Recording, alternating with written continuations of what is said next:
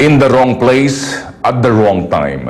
Yan po ang nangyari kay Hernani Sensil, isang pangkaraniwang manggagawa na kumikita lamang ng mahigit 300 piso kada araw, isang asawa at ulirang ama.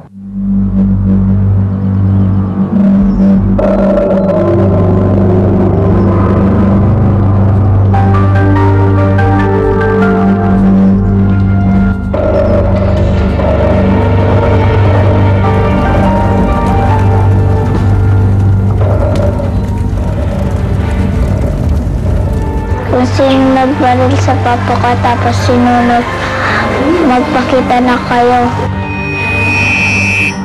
para makulong naman kayo. Kasi pag hindi pa kayo nakulong, meron pa kayo papaliwan tapos susunodin pa.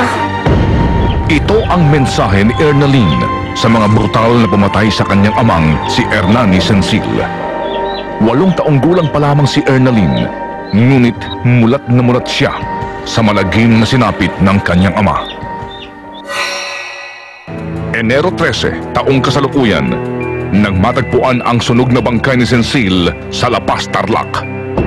Hindi lubos akalain ng asawa ni Hernani na si Evelyn na sa ganitong kalunos-lunos na kalagayan niya maaabutan ang asawa.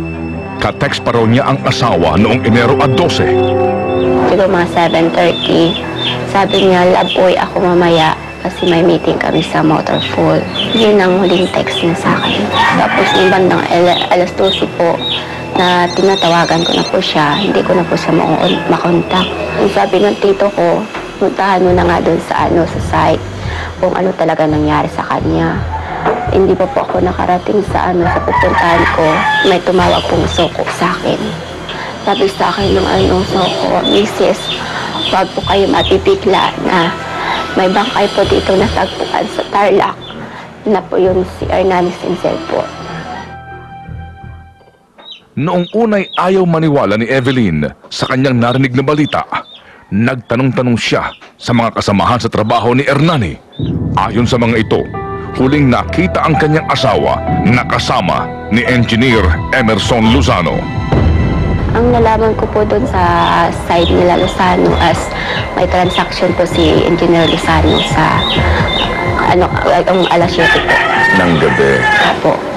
Alam mo yung kasabihan na wrong place, wrong time. Ano yun? Parang na-timing lang siya na nadamay lang siya rito. As nadamay lang po siya talaga. Kasi wala naman po siyang alam as ang trabaho niya lang is timekeeper lang doon sa bahay na pinagkakatiwalaan lang po siya doon. At nang kanyang puntahan ang sinasabing sunog na bangkay sa Tarlac, doon na tumambad kay Evelyn ang malagim na katotohanan. Hindi ko po lalapitan kaagad kasi nung nakita ko sa funeral is nakataas po yung 2 kamay niya. As in, sunog siya. Hindi po ako makapaniwala, hindi ko po matanggap sa isang bigla na wala yung tatay ng mga anak ko. Wala akong katuwang sa pagpapalaki sa mga anak ko. Paano mo naikwento yan sa mga anak mo? Mga anak, wala na yung papa niyo, patay ng papa niyo. Umiyak po yung panganay ko, pero yung dalawa hindi pa nila naiintindihan. Sabi ng gusto ko, hindi naman papa ko yan. Wala namang ulo, wala namang paa, at saka wala namang kamay.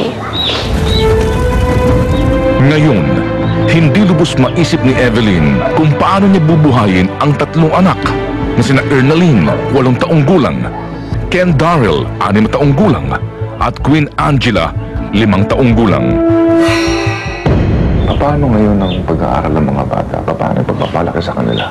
Hindi ko po alam kung paano mag-umpisa sa buhay na kung nailibing yung asawa ko. Dahil po wala pa akong trabaho, tapos iniwan na po. Walang-wala po kami. Malaking dagok rin para sa mga magulang ni Hernani ang sinapit ng kanilang panganay. Parang manupit pala kayong dugo.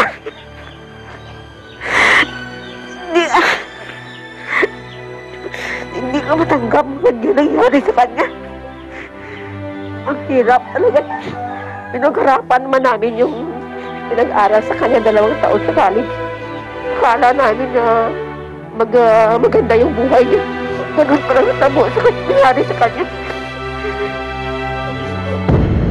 Hirap sa buhay ang pamilya ni na Aling Patricia at para lamang makaluwas mula Iloilo papuntang Maynila upang makita ang kalunos-lunos na sinapit ng kanyang anak ay kinakailangan pang dumiskarte, makakuha lamang ng pamasahe. Wala kaming pera pang masahe dito. Nagarampalik pa rin kami ng palay. Bininta namin na makadating kami dito. Ang tanging hiling ng naghihinagpis na ina ay tuunan din ng sapat na atensyon ng mga otoridad ang kaso ng kanyang anak. Sana matulungan nila kami. Si Presidente Aquino para matulungan niya kami masulbar yung kaso. Pero habang naghihintay ng hustisya, kailangang magpatuloy ang buhay ng pamilya. At sa tulong ng ilang mga may mabubuting kalooban, handog ng Filon ngayon ang kaunting tulong para sa pagsisimulang muli ng pamilya Sensil. Para kay Evelyn, ang aming handog ay isang maliit na kabuhayan para maitaguyod niya ang kanyang 3 anak. At hindi rin kailangan pang-alalahanin ang pag-aaral sa kolehiyo ng kanyang 3 anak dahil sagot na ito ng STI College. Maraming salamat po sa din ngayon sa mga anak kong scholarship. Maano na po yung ano niya pag-aaral po. Walang naman. Sana talaga makatulong kami sa inyo. At para makabawas na rin sa kanilang mga iisiping panggastusin, sagot na ng Filon ngayon ang pamasahe ni na Aling Patricia, Mang Ernesto at 2 pang mga anak pabalik ng Iloilo. Salamat po kay Sir Ted sa pamasahing binigay niya po sa amin. Sa pagkamatay ni Hernani Sensil, isang asawa, ama at anak ang nalagas sa kanyang pamilya. Dasal ko sa Diyos sana mahuli na yung kumuha sa kanila. Sana na nakita niya yung kalagayan namin ngayon. Tapos ang masakit nun, dapat pinatay na lang nila. Sana hindi na lang sila ni Sinon. Natatanggap po namin yan.